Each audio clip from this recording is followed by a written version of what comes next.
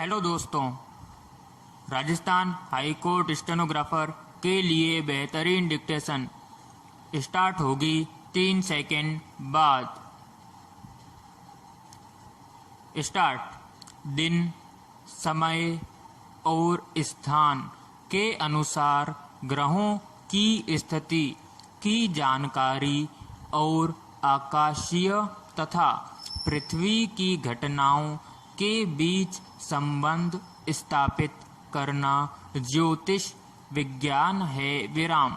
ये विन्यास फिर ज्योतिष के परिप्रेक्ष्य में देखे जाते हैं। विराम। एक विषय के रूप में ज्योतिष की जड़ें ब्रह्मा जी से जुड़ी हुई है। विराम।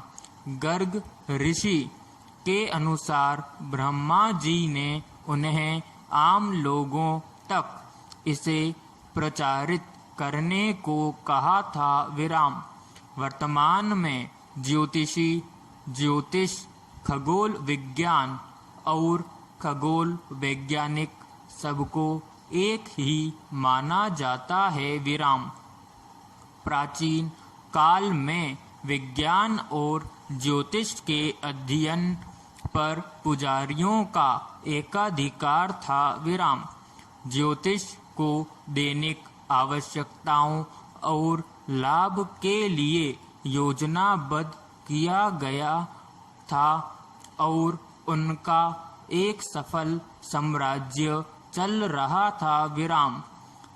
पैराग्राफ। ज्योतिषों को खगोल वैज्ञानिक माना जाता था और सितारों की गणना में कुशल होने के कारण उनका परामर्श लिया जाता था। विराम। बाद में वे आधिकारिक पुजारी बन गए और किसी विशेष देवता की पूजा और कृषि की गतिविधियों से जुड़ गए। विराम। कुछ हद तक यह बताता है कि ज्योतिष क्यों देवतुल्य विज्ञान माना जाने लगा और आम लोगों की पहुंच से दूर हो गया। विराम। वर्तमान में सितारों के लिए घटनाओं की पूर्व सूचना देना अभी भी समय के गर्भ में है। विराम। ज्योतिष अब लोगों के लिए अधिक सुलभ बन गया है और इसके रहस्य अब छिपे नहीं रह गए हैं। विराम। ज्योतिष को अपनी मातृभाषा में पढ़ना सरल होता है। विराम। शास्त्रीय भाषाओं में अपेक्षित प्रवीणता नहीं रह गई है। विराम। सही समय और कैलेंडर आम आदमी के दायरे में आ गया है। विराम।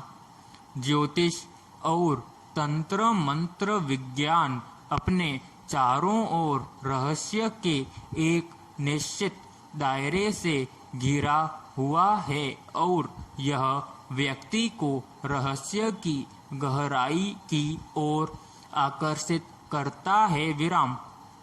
आदमी अपने सवालों के जवाब के लिए आकाश की ओर देखता है, जैसे पूजा का शुद्ध रूप क्या है, बीज बोने का सही समय, समुद्र में कब जाने पर जोखिम कम है आदि। विराम।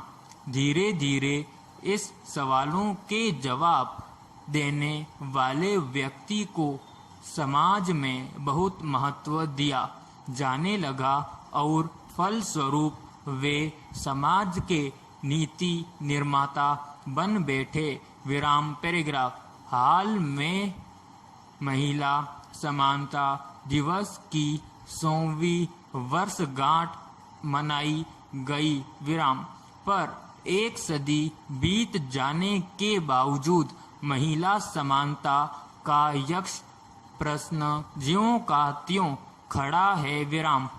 कुछ प्रश्न तो ऐसे हैं जिनका तार्किक उत्तर ढूंढने के प्रत्येक प्रयास निरर्थक सिद्ध होते हैं। विराम।